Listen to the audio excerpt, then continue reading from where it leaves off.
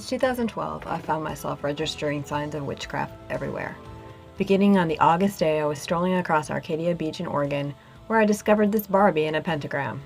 At the time, I snapped a few photos and moved on.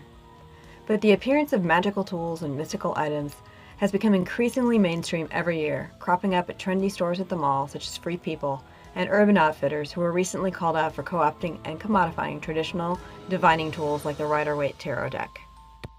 Online shopping entity Etsy has helped further the supply and demand of witchcraft items and the witchy aesthetic, but in 2015 made the unpopular decision to prohibit witches from selling spells. The current plethora of witchcraft products and commerce in the United States can be attributed to a large number of millennials, especially women, who are rejecting Christianity in favor of witchcraft and other pagan religions. This resurgence and online forums such as Etsy have made it possible for young, artistic, and sincere practitioners of witchcraft to make a living doing something they love, such as the female creators of Moth and Myth items, which feature cruelty-free laser-cut paper insects.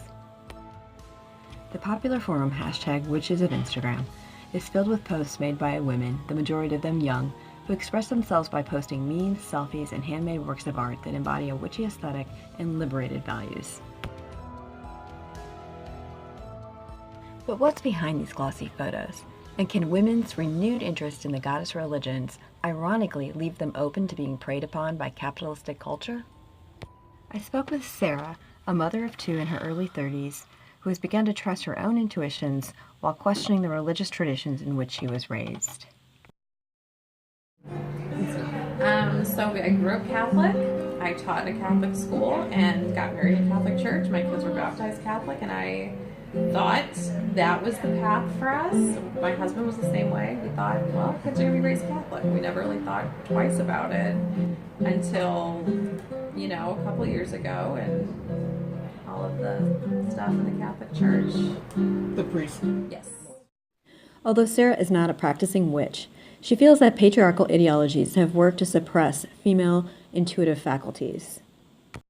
Yeah, Well, because I think that I'm crazy, or thought that I was crazy. Well, and people treated you that way. Our father. Yeah.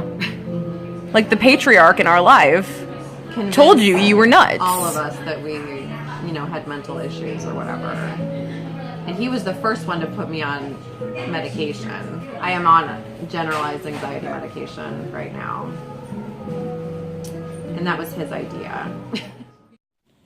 Sarah has been vegan for 2 years and finds herself drawn to alternative medicine and wellness.